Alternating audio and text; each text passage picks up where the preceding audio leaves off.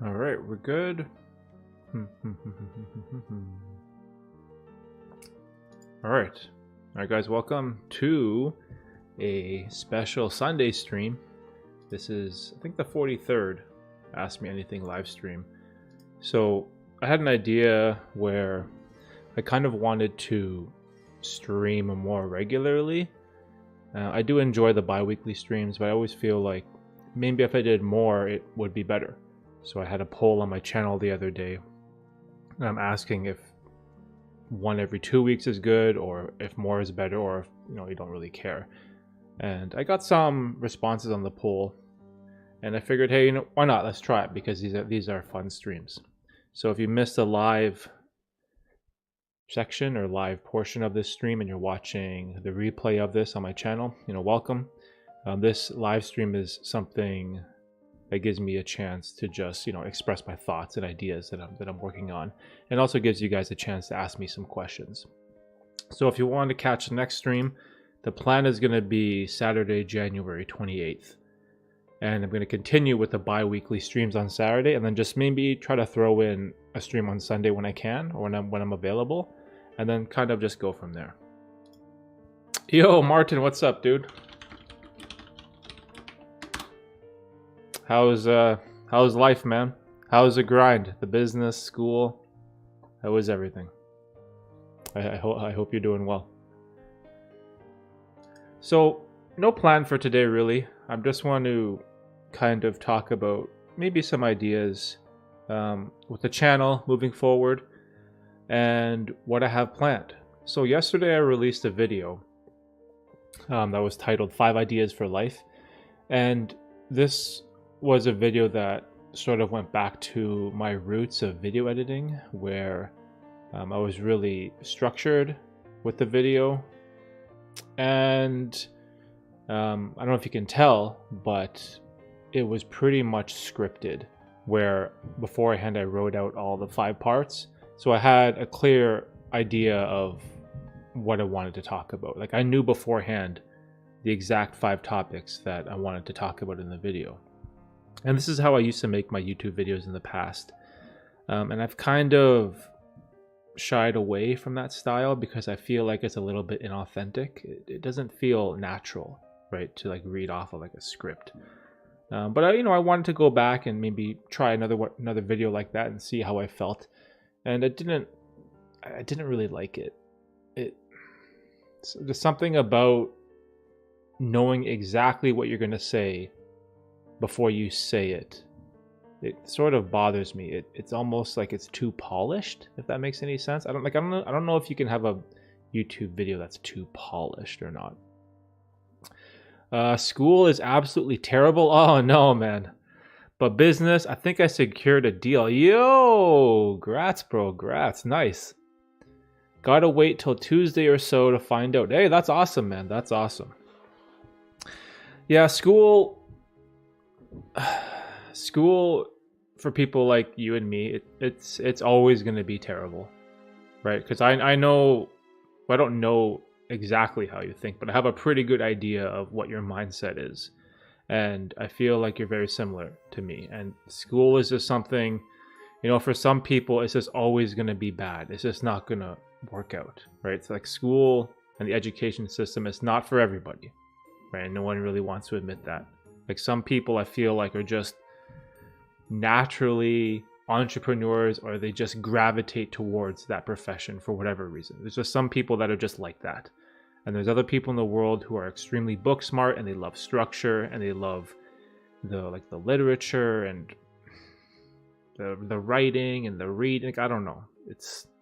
I just feel like for people like us, it's never going to be a viable option. But on the business side, that's awesome, dude. See, you secured a deal. I wonder what that entails. But if there's any advice that I could give you when it comes to business, if the deal goes through and it works, like, awesome. Don't get too high. But say if it doesn't work or it doesn't go through, then don't get too low. That's one of the biggest things that I've learned through all this entrepreneurship, is the highs and lows are staggering, right? And they can destroy you if you let them affect you too much, right? So like when my YouTube channel does well, or I'm getting a bunch of views, I'm excited, I'm happy, but I try to remind myself, don't get too high, right? And then when I release a new video and it tanks or it does poorly analytically, I tell myself, don't get too low, right? And try to stay even keel as best you can. I think that's a really good mindset to have, especially as as an entrepreneur, right? Because things are so unpredictable, right? But super excited, bro, that you have something going on. Hopefully it works out Tuesday. So that's what, 2 days? Today's Sunday, right? Yeah, so you got 2 days. Yeah, man, just keep grinding, keep going, keep building the business. I'm excited to see where it ends up.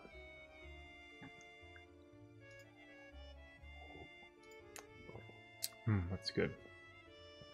So anyways, so maybe kind of going back to the sort of YouTube stuff. We hit 3,000 subscribers, cool little milestone. I don't really put too much emphasis on the subscriber count. I used to when I started. Like, I'd be refreshing my phone all the time. Like, oh, I gained a subscriber, I gained 2. And it's exciting, right? But I feel like the metric of subscribers doesn't really tell the success or value of a channel. I think it's more like you want to get like audience retention, you want to get views, you want to, I don't know, like I feel like those are the more important metrics to worry about, like the click-through rate, like are people clicking the thumbnail, are people watching the video in the average view duration, are they liking the video, are they leaving a comment? Those are like the analytics that I try to focus on more, because I think that's more important for the success of a channel. Whereas a subscriber number, it doesn't really matter. Like, what if you have 1 million subscribers but you're only getting a couple hundred views per video? Like, it doesn't add up, right? So I try not to get too high when I hit these subscriber milestones. But it's cool. Like, we're growing. I think the rate at which we're growing now is like 10 a day. Like, whenever I wake up in the morning, like I've gained like 8, 10, 12 subscribers overnight. Like every day it's like 10 new people stumble onto the channel, which is super cool because that's like 300 in a month. And January is probably going to be my best month in terms of subscribers, views, watch time, like all of that type of stuff. So yeah, super exciting for the rest of the year. Yes, I definitely won't. I consider myself relatively stoic, and a big win like this won't change anything. It will all go back into the business. Perfect mindset. Stoicism is an awesome attribute to have if you are in business. I wish I read more. I have a couple books on Stoicism, like the obvious, like Marcus Aurelius Meditations. Stoicism is an awesome concept, or even philosophy to like apply to your life. That staying even keel, right? Not getting too high, not getting too low, not getting too angry, not getting too sad. Just that consistency. It's so huge for life, And I wouldn't consider myself like someone who really follows a Stoicism philosophy, but there are a lot of concepts that I have taken from that and kind of like applied to my life, like being grateful for what you have, not taking advantage of things, and it just makes me like a more balanced person. But that's definitely a good mindset to have. And also investing back into the business, that's another huge win.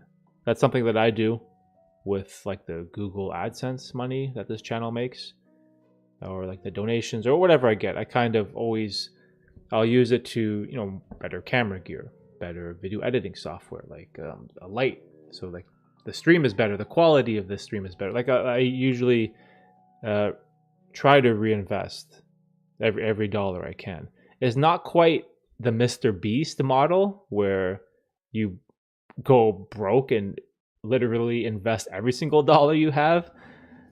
That would be like pretty wild, because I do have lots of other, like I have a family, right? I have people who rely on me, so I can't be that extreme with reinvesting into the business. But one thing that I can do is whatever revenue this channel generates, I can always reinvest that back in. So that's pretty much what I do. Oh, Kevin's here for the drama. So Kevin was on the podcast. I haven't edited the episode yet. It's gonna be out eventually, and he just started his YouTube channel, I think like last week, and already got like one video taken off, bro. I'm super excited. Let's see, where is it at now? I have trouble searching for your channel because your channel name is just Kevin. So I have to go into like my subscriptions and find you on the list. Here, Kevin. 22,000 views, bro. That's crazy. That's so crazy. Imagine that you start a channel in 1 week and then this like video starts taking off right away. That's awesome, bro. Keep it going. Oh, that's how. Okay, I see. Kevin_Wang. I guess is that how I have to, like, when I search for Kevin, just Kevin. Maybe I have to search for your full name. See, when I search for your full name, your channel still doesn't come up in search, even though I am subscribed to you. It's like I have to click into subscribers, like the channels that I've subscribed to, and then I have to look for your channel that way. I guess it just needs time. Stoicism is a goat. By the way, hello there. Yo, Swen, what's up, Swen? It's another fellow YouTuber on the grind. How you doing, bro? How's the workouts, the gym sessions? Also school too, right? School is getting in the way of your stuff too, right, Swen? Like, I feel for you guys, man. Like the school thing is tough, right? Like it, especially if you're in that phase where like you have no choice. Like say if you're at school from like, I don't know, 7 a.m. and I mean, what time does school start? 8 a.m.? I guess it depends. Like say you're at school from 8 a.m. to 3 p.m. and then you have homework, you have assignments, maybe like an essay or something. And then like that takes up so much of your day.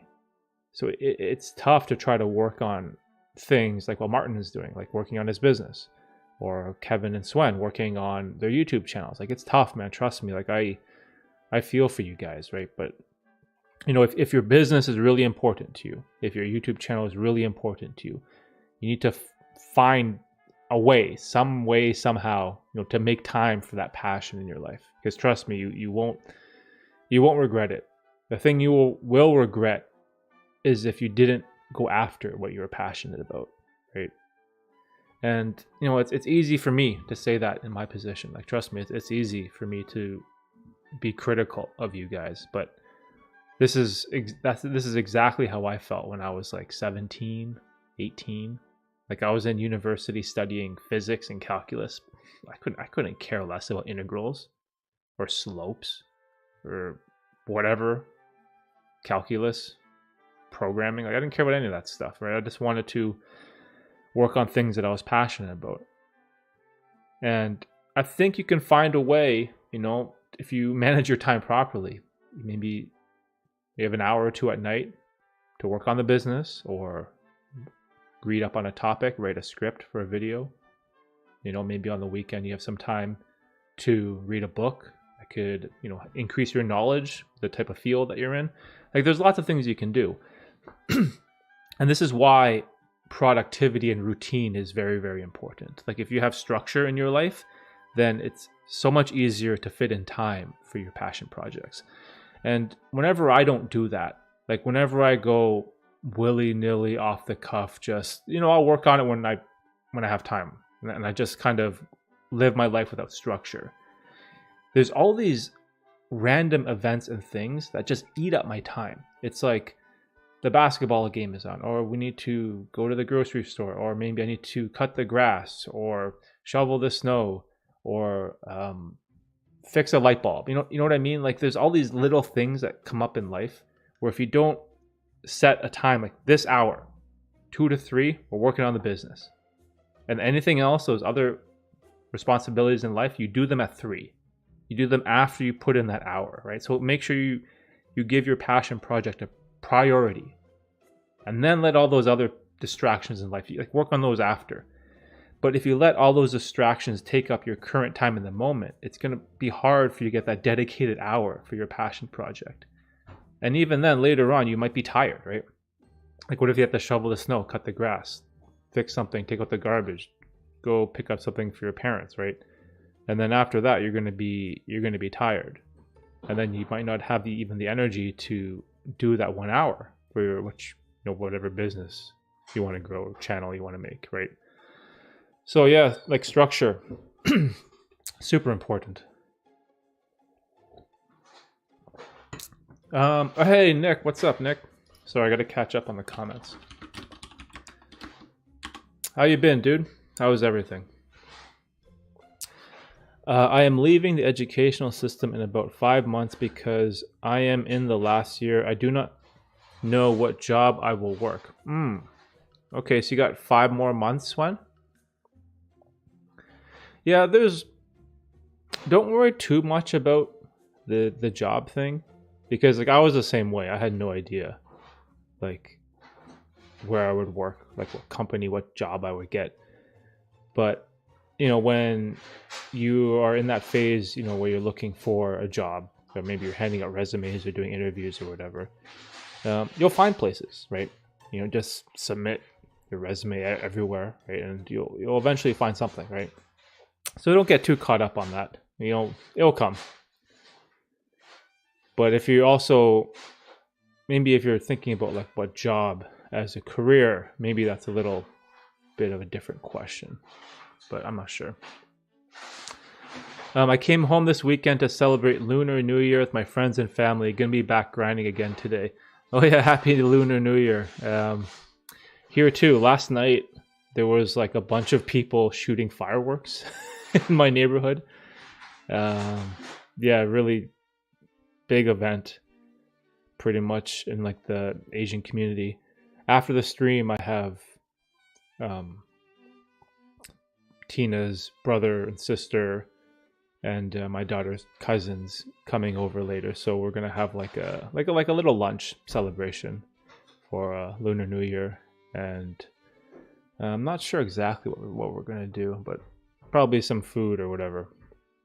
Well, yeah, I know what you mean, Kevin.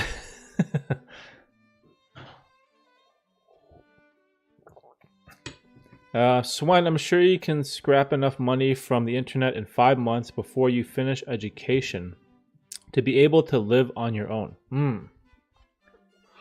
Yeah, that's an interesting thing. Yeah, Swan, man, you have time, bro. You have lots of time. You got options. And if money is something you need, like what Martin's talking about, you can definitely find a way to make money if you just put your mind to it, right? Side hustles, part-time jobs, selling things. There's lots of things you can do. Now, being able to live on your own, that'd be super cool, but I guess it would also depend cost of living where you live, situation. I guess there's a lot going into that.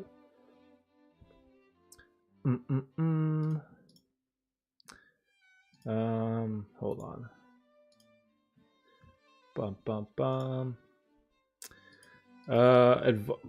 Is that Baron? Yo, Baron, what's up, bro? Oh, you're on Rumble now. Advice when feeling groundless and lost. 3 weeks rut of self-destruction. Square one.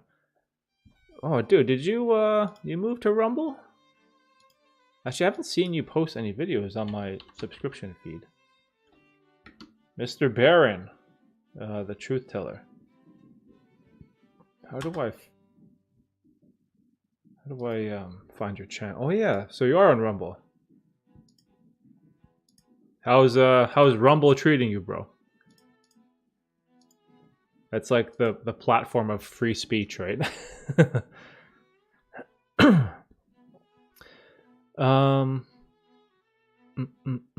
Inflation.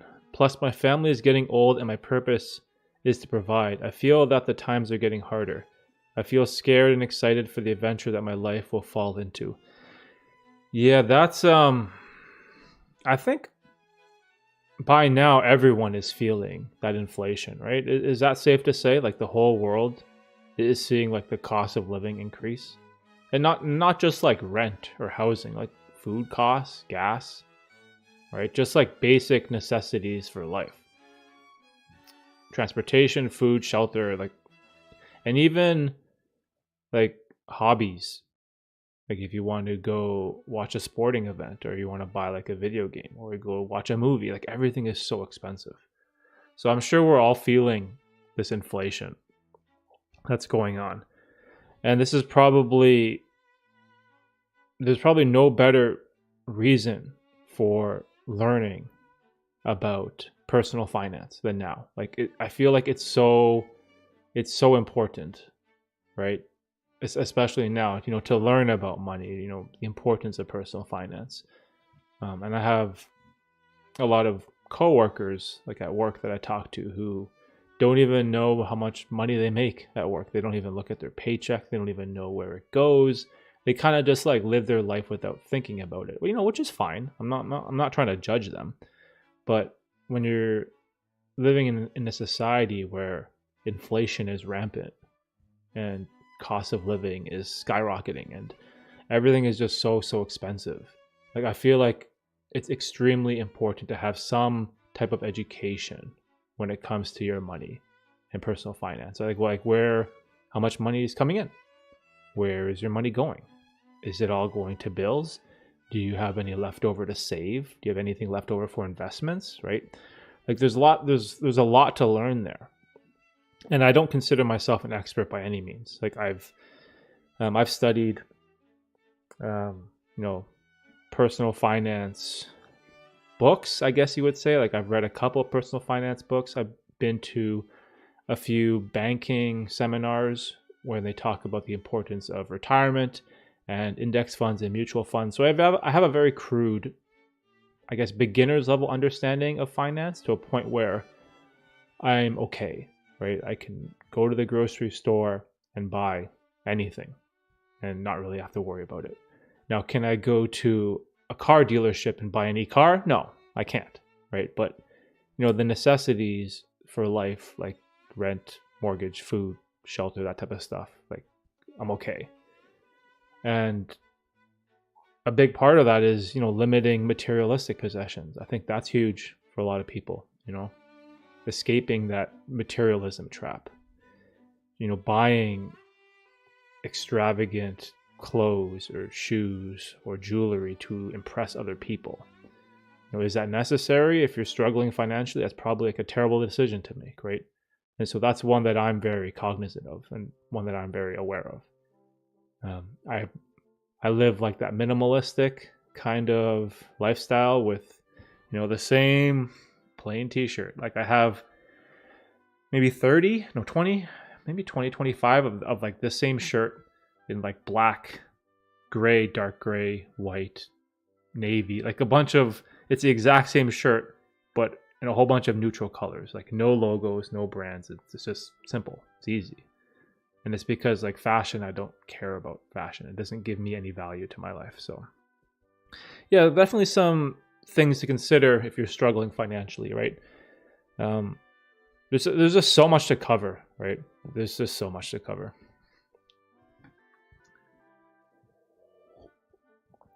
Hi, bro. How are you? Yes, it is me. YouTube took down many videos, one of them for literally no good reason. Oh, man. Sorry to hear that, Baron. Yeah, it's that's tough, right? That's what's tough about like the YouTube game. You have to be very careful with what you talk about, right? It's like the cancel culture stuff. It's real, right? And the way that I think about it, like if I want to be on the YouTube platform, I got to play by the rules, the best I can, right?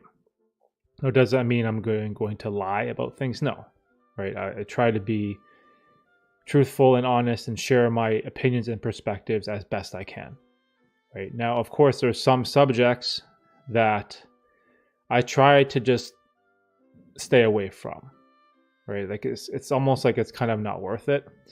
And for the longest time, I was unsure if I wanted to talk about psychedelics, right? That was like a touchy subject. Like whenever I release a video about psychedelic mushrooms, right? We're talking about Schedule 1 drug that's illegal in the United States.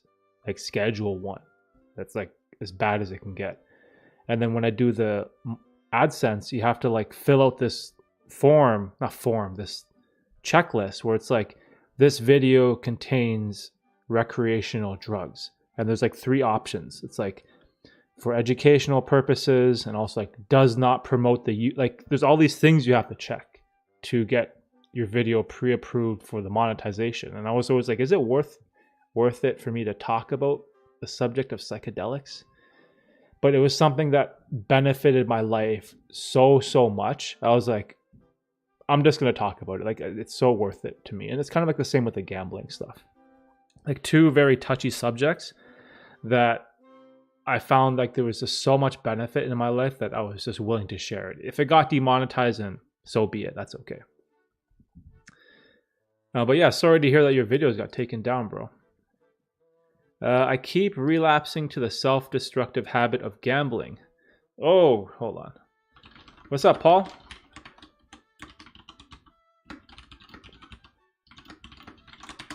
Yo, David, what's going on? I'm sorry, guys. I'm rambling too much. I gotta keep up with the chat. I keep relapsing to the self-destructive habit of gambling. Yeah, that's yeah, I'm sorry to hear that, bro. That's like a tough situation to be in. I've been getting more and more subscribers through the gambling niche, like with my background that I had with poker and sports betting and all this type of stuff. And you know what's the toughest part about making videos about gambling? It's the stories that I receive from people in the comment section. Like I've had people tell me their life story about how they blew $250,000 at the casino, that they sacrificed their life savings. You know, they lost their home, they destroyed, you know, their relationships with their family and friends. Like it's a tough subject to talk about because like the comments that I get are so dark and morbid, and it makes me a little sad per se. But also the way I think about it is, if any of these videos that I make, maybe it could help someone, you know, escape gambling addiction, then it's worth it, right? Then it's definitely worth it. And I released a poll, I think it was last week, talking about like what videos do you guys want to see in the future? Like more psychedelic videos, more gambling videos, more self-improvement videos. And it was like almost 50% was gambling, right? So I'm definitely going to continually make more videos on this subject, because, you know, if they could, like, we're talking about helping people's lives here, right? This is like a very important topic, you know, that I should take seriously, right? Because if there's someone in the world that could escape the allure of casinos and gambling and like get rid of their addiction, like if I could even just help one person, it would be so worth it, right? Because you're making a massive impact in someone's life, and that person could, you know, they could have a better future for themselves, right? So definitely take that subject very seriously, and I'll try to release videos when I can. I don't want the channel to completely go down that path, because again, I have like this love for self-improvement and this love for psychedelic mushrooms in particular. And I think like maybe mixing the 3 will be the most enjoyable for myself.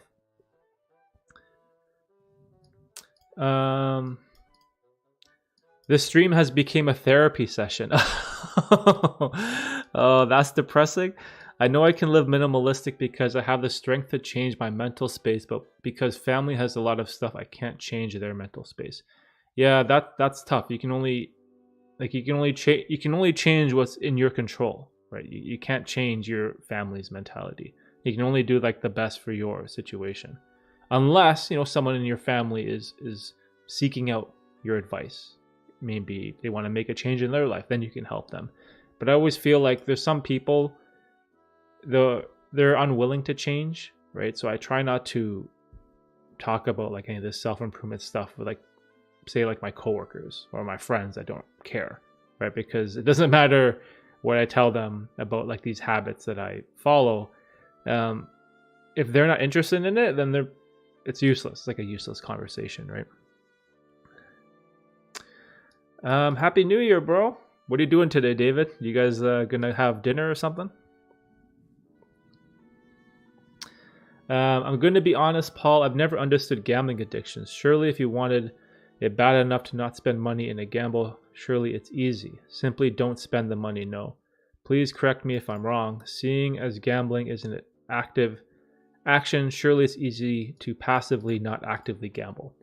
Yeah, so from the outside looking in, Martin is right.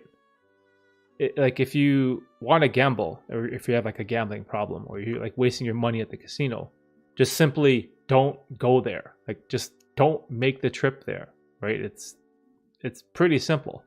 But one of the biggest problems now is that you can get access to these gambling websites on your phone.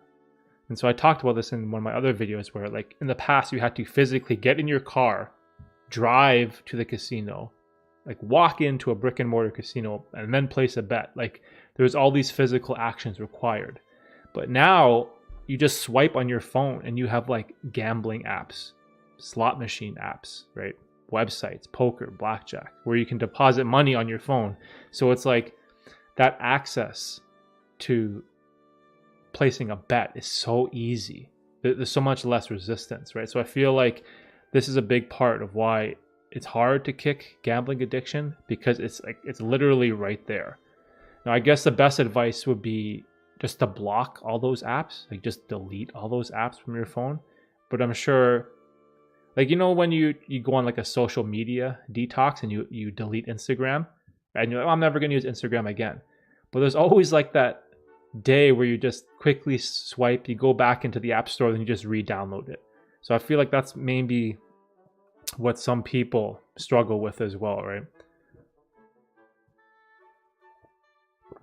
When I met you, I was told that you were a gambling god. Was told that where you play, you win. Yeah, having dinner at my parents'. Oh, that's good, bro. Play Marvel Snap. I've heard about that game. Marvel Snap on mobile. There's this thing where you click and win double currency if you win and lose double currency if you lose. Oh, man. Dude. Yeah, so it's a lot going on there. So the gambling thing is interesting because I was like a winning poker player that, you know, I used to make money playing poker. But the problem was, like, to play poker, I'd have to go to the card room, the poker room in the casino, and it would be like right beside the blackjack table, or it would be beside the craps table, right? And so many poker players, and this was like a lot of my friends and the people that I hung out with, it wasn't enough to just gamble on poker. Like after we would finish a session, like, and I'd always just try to leave the casino. Like when I was done, I tried to just get out of there. But so many of the people that I played with and hung around with, like after we would leave the poker room, we would venture out. Oh, let's just like play some blackjack, or let's just play some roulette, right? And that's when I started to like really notice this issue with like gambling. I'm like, why am I'm like wasting money on these stupid games where obviously you can never win. Like if you play roulette, right? Every single number, color, or bet on that board, whether it's red, black, green, odd, even, the house always has a mathematical advantage, regardless of what you bet on, right? It doesn't matter what you do. You will never win in the long term. It's mathematically impossible. And so obviously I knew this, but for whatever reason, there's like this weird allure with just the rush of let's put $10 or $20 on, you know, number 21. And then if you hit it, you get like $700. Like what is it? 35 to 1 it pays. So you make $350 or $700 if you bet 20. And there's like this weird like rush. And me and my brother used to do that. We'd go play poker for hours, and before we leave, we put like $20 on our favorite number, and it's like so much fun. And yeah, it's tough when like that access is right there, right? And I think that's why the phone thing is hard, because you can just access like a slot machine app or a casino app with just like a swipe of your finger, right? So, but yeah, exposing your kids to gambling, that's a tough one, bro. That's a tough one. But yeah, the community is growing at an interesting rate. I receive like, I'm really enjoying the wide variety of feedback that I get nowadays, and I'm also kind of realizing what my path is on this like YouTube stuff, because when I started the channel, I had no idea what I was doing. It was just like kind of fun. I had a GoPro. I was just like making random fitness videos because I was going to the gym a lot and I was having a lot of fun. But it was strange because like the channel took this massive turn. Like when COVID hit in Canada, all the gyms were like closed, and I remember the place that I had a gym membership to, they canceled my membership for me, and they were like, "Oh, the gym is closed for this 2 weeks while we flatten the curve, right? And we're gonna go into lockdown and all this stuff." But then where I live, the gyms didn't reopen after 2 weeks, and they were closed for like months at a time, and months and months and months. And then I never really reactivated my gym membership. So this passion that I had for fitness, it kind of started to fall by the wayside. And instead, with that free time, I was learning more about like cameras and videography and getting like really into this whole content creation stuff. And so like, as time has gone on, the channel has evolved and morphed into these different paths. And what I realize is that the videos that perform the best on my channel, or the ones that resonate with people, are the ones that I have experienced in my life, right? So whether it's poker was like a huge thing in my life for 9 years, psychedelics have been a massive part of my life for maybe 3 years now.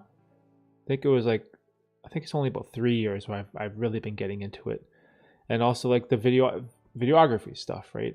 This is like now a passion of mine. It's something that I love, something that I enjoy.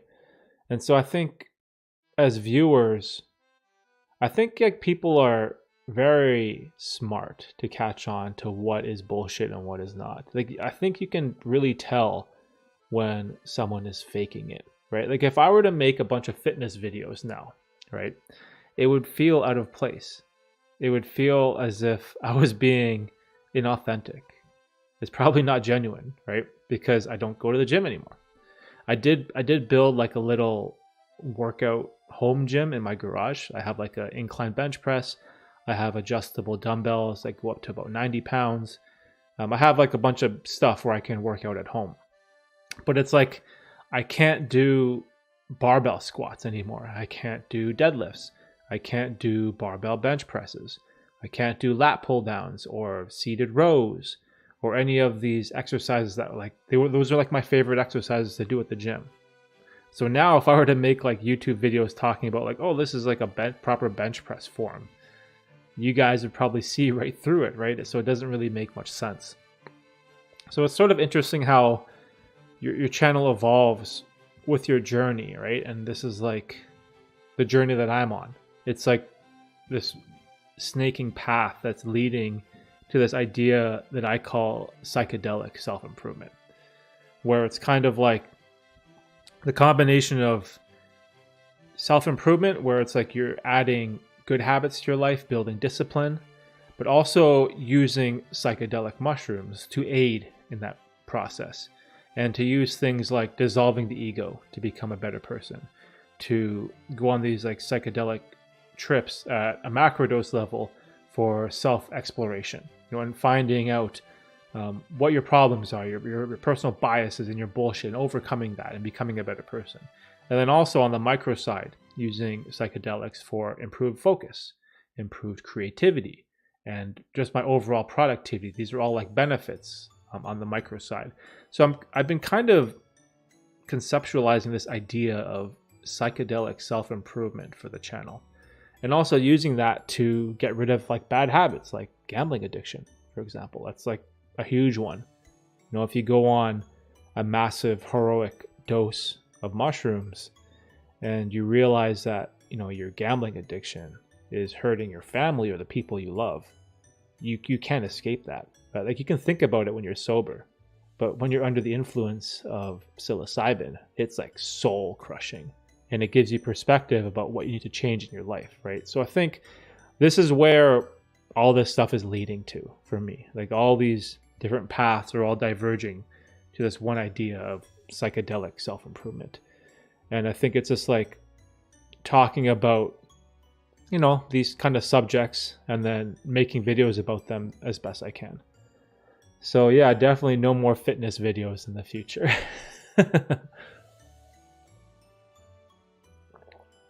It is weird talking about drugs without looking like a drug addict. What is your opinion on it? Yeah, see, the problem is the word drugs, right? I think the problem is in the word, because society has this like stigma attached to drugs where it's like all drugs are bad. Drugs are a negative thing. Drugs will ruin your life. And everything gets thrown into this one bucket of drugs, right?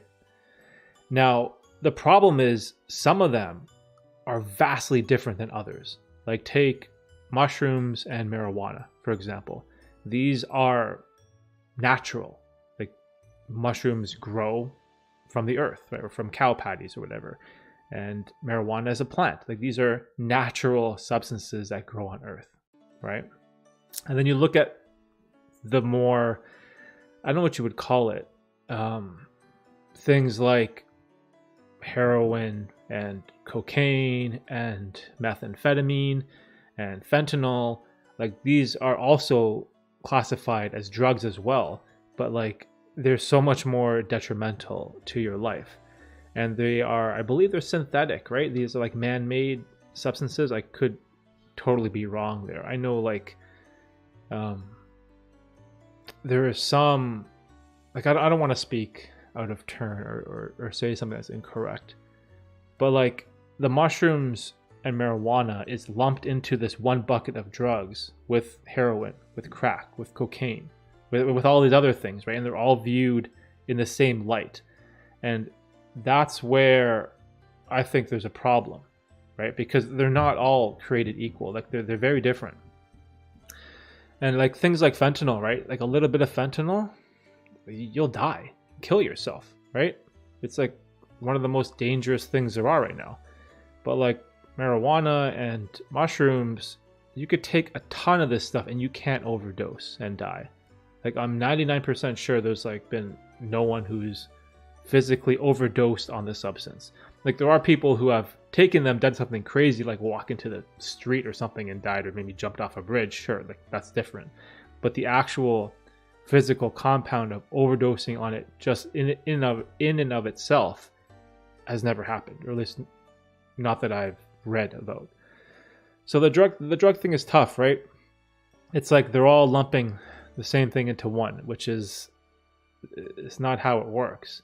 And there's like so many people that have seen benefits from things like marijuana and mushrooms, right? Like, even like, look at the legalization. Like, in Canada, it's pretty much all legal. You get like CBD, you can get edibles, you can like anything. There's like so much stuff you can, even drinks. I have like some drinks back there, like some of the CBD drinks. Like, and you hear stories of cancer patients, using it to I don't know if it's like relax or reduce their pain, but like, just making their last few years, with their terminal cancer diagnosis, to be more comfortable, right? And these are all like beneficial things that we get from this bucket of drugs, right? And it's so hard because I don't know how you remove that stigma, because it's like in the media and we all talk about it, right? And it's tough. David probably knows this better than me. They're more experienced and knowledgeable on the subject. Yeah, people need to change their bias about drugs. Weed and mushrooms are getting good press right now. Yeah, weed and mushrooms are definitely like, I've been seeing like lots of like scientific studies coming out about, people like really researching like the benefits of this stuff. And it's crazy because like alcohol is legal everywhere.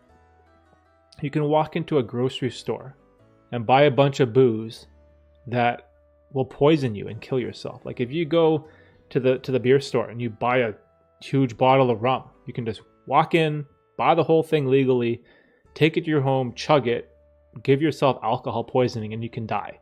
Like you can easily kill yourself with like $20 of alcohol.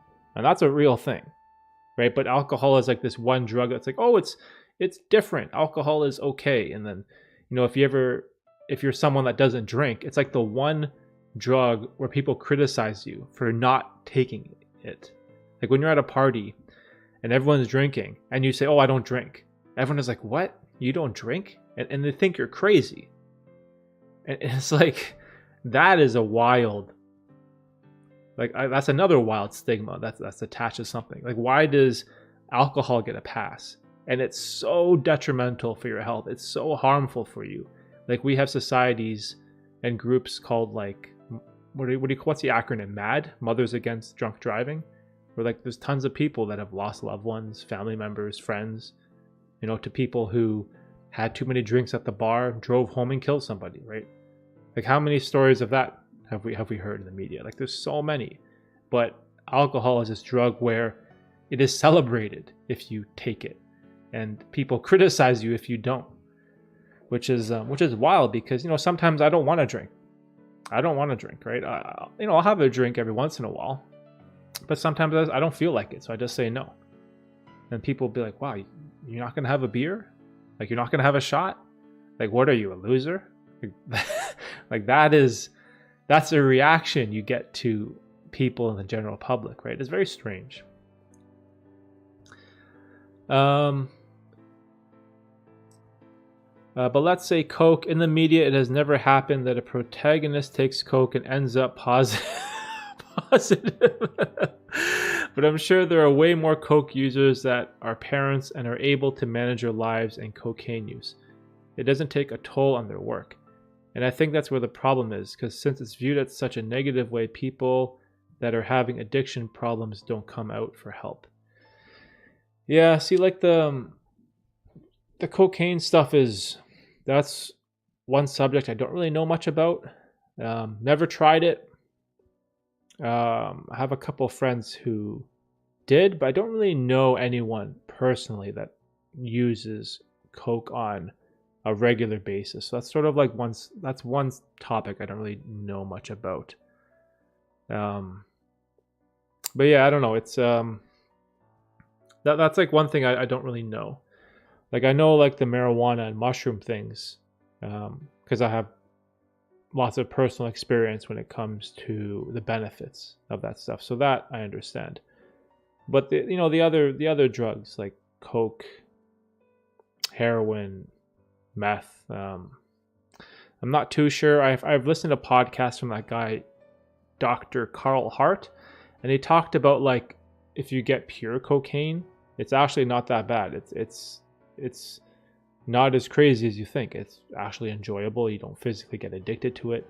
But the problem is like if you are buying like I guess cocaine from like the street, who is mixing it? What's in there? What are they cutting it with? Is there some kind of filler in there? Like you don't know, right? And I think this is like the argument for legalization.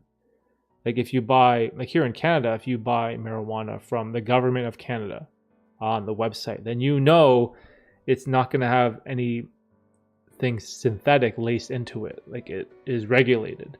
So what you're getting is pure. And I feel like that's like a good argument for like the decriminalization of drugs, right? Because if someone wants to do meth, for example, like they're going to do it. You can't stop them, right? You can't stop someone from, walking down into like a bad part of the city where, you know, where there's drug dealers. Like if you want to get something, you will get it as an adult. If you have money, you can get it and no one is going to stop you, right?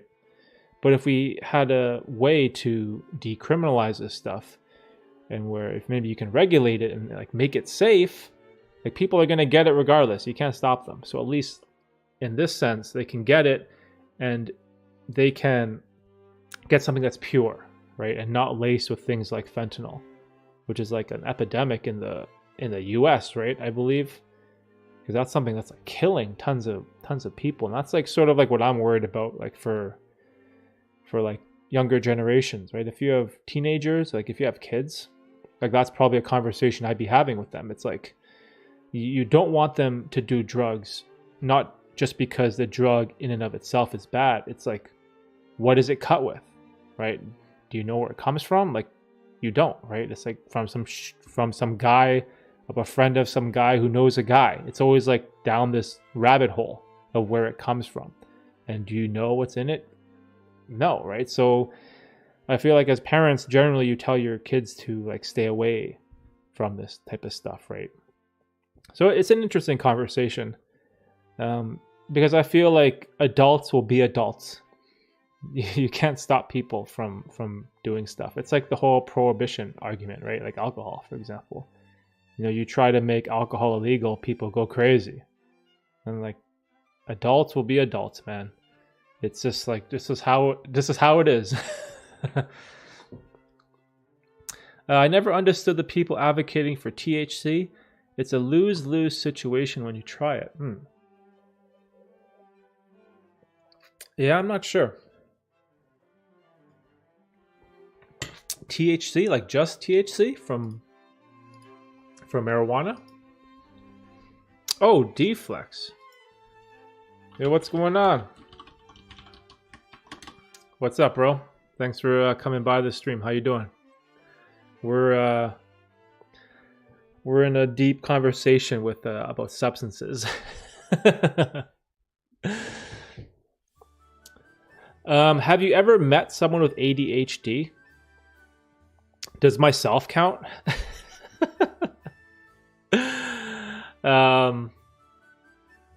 Is that a question for me or someone else? You know what? The ADHD thing. This is probably like an unpopular opinion, but I feel like it's kind of bullshit. Like, especially with like the diagnosis of kids having ADHD. It's like I pretty much had that like when I was a kid. Like I could not hold attention to anything.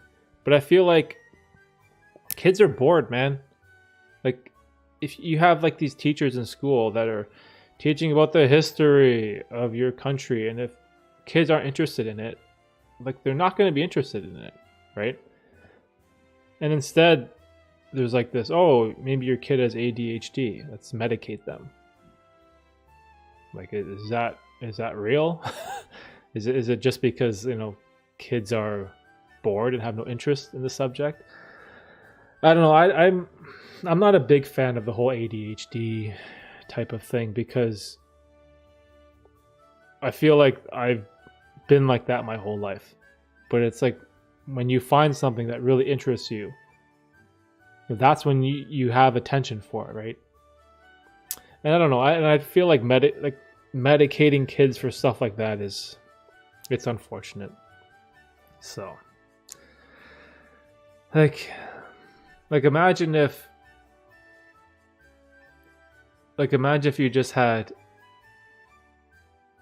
It's like a tough thing to say, right? Because there are subjects in school that kids definitely will have no interest in, but it's important for them to learn, right? So that I completely understand.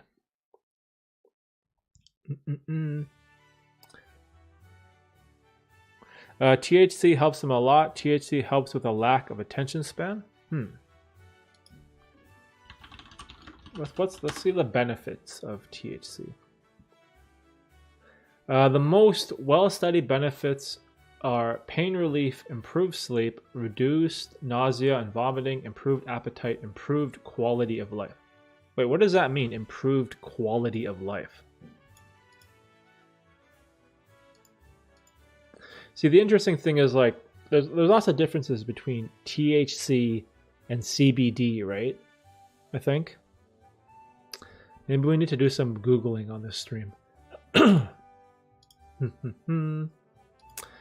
Hey, what's the main central idea of Atomic Habits? Any main points which you like to mention the book is all about? So Atomic Habits is a great book. I have it. Oh, it's back there in my bookshelf.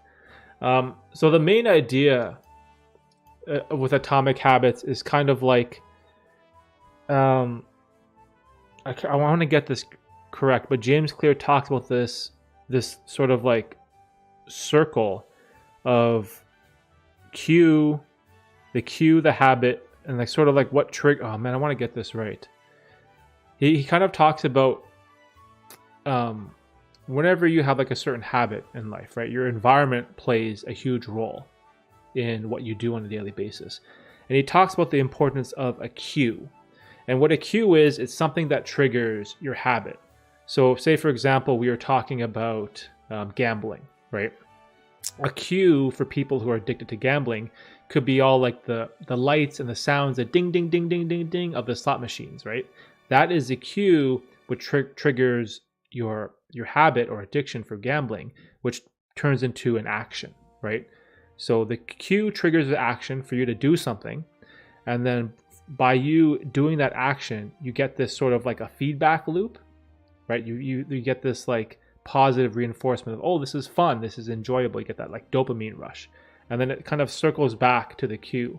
So James Clear talks about like trying to figure out why we do things and how you can add positive ones and how you can remove negative ones. So in the case of adding a positive habit in your life, if you want to lose weight, right, and you want to go for a run, one of the best things you can do is just leave your shoes by your bed with your socks in the morning, or by the bottom of the stairs. So what happens is you wake up, you go downstairs, and your running shoes are right there, and your socks are right there. So you can just put them on and go for a run. So by manipulating your environment, you can add positive habits to your life. And then by removing the negative ones, one of the basic examples he talked about is like if you want to eat healthier, right? By removing the cookies from your kitchen, removing the bag of chips or the sugar or the cake, by getting those out of the way to a point where you don't see them. Maybe you like shove them in a cupboard or something. And if you put like a bowl of oranges on the table in the middle of the kitchen, and that's the only food you see, so that when you walk into your environment of the kitchen, when you get the cue of like, I'm hungry, right? Instead of like seeing the chips and the cookies and eating those right away, the only thing you see is a bowl of oranges. So that is your action to satisfying your cue of being hungry, is you just gravitate towards the oranges. So like environment plays a massive, massive role on improving your life.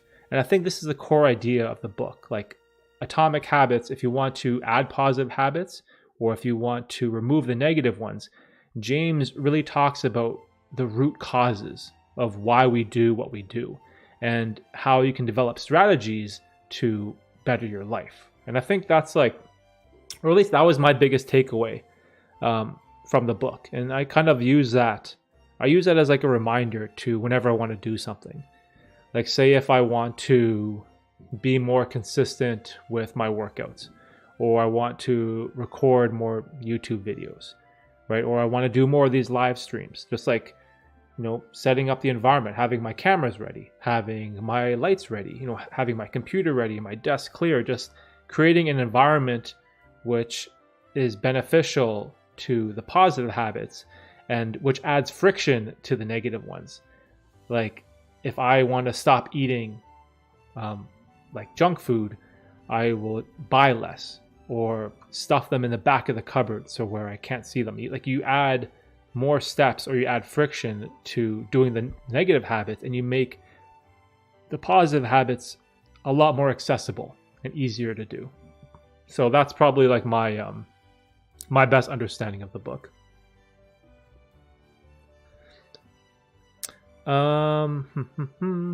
Improved quality of life is something you put when there's no real benefits and they're just trying to fill out some space. All of those benefits you listed can be improved without external substances. OBS. Oh yeah, no problem, Deflex.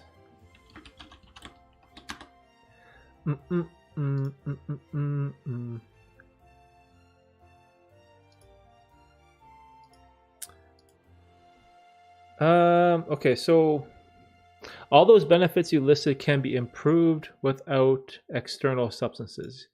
Yeah, pain relief, sleep, reduced nausea, vomiting, appetite. But I also think like taking the actual substance can be even more beneficial. Like the best way that I've heard it described, it's like, people that have like terminal cancer, right? They're, whether it's like pancreatic cancer, liver cancer, like one of the best ways human beings feel better is like going outside for a walk, right? Getting some sunlight, eating healthy, exercise. And, that's how you get a lot of those benefits. But for someone with like terminal cancer in the hospital, maybe they're unable to get up and walk, right? So like substances are the only way they can get those benefits, right? Which will improve, the last months of their life, right? So I think that's where like a lot of the benefits are. The sleep one is interesting because I know people that use like THC or whatever to have a better sleep. But also I feel like if you just work out hard, like if you have like a hard workout every day and you just like drain your body of energy, you probably don't really need it because then you'll have a good sleep anyway. So I feel like both things can be true. Heading out to do legs, bro. Yo, leg day. Yo, Martin, crush it, bro. Do those Bulgarian split squats. Goblet squats. All that stuff. Thanks for chatting, Martin. Keep me posted with the business. Let's talk again about where your business is at next stream. I'd be super interested to find out if that thing worked out on Tuesday. And keep grinding, bro. Let's catch up. Kevin, OBS or Streamlabs? 100% OBS. There was something, I don't know if this is true anymore. There was some controversy with Streamlabs a couple years ago. I know Streamlabs is more fancier and up to date and it has a lot more functionality, I think. But OBS, it's not as sexy. Like the UI is very simple. But I feel like OBS works fine for me. Probably both. You can use either or, OBS or Streamlabs. I feel like it doesn't really matter. It's probably just personal preference. But for me, I use OBS just because I've used it forever, and it's just like what I'm familiar with. Yeah, I think that's it. That was I wanted to keep the stream a little bit shorter today. I do have family coming over later for the New Year, the Lunar New Year. That was a good stream.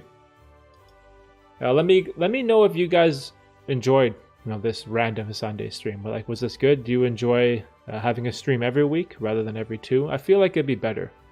It'd be like, you know what I feel like? I feel like me just showing up more is just beneficial in every way. Just trying to hold myself accountable to do more streams, release more videos, to just be more consistent. I feel like it would just be beneficial for me in the long term, when it comes to being a comfortable streamer, right? Because this is what, stream 43.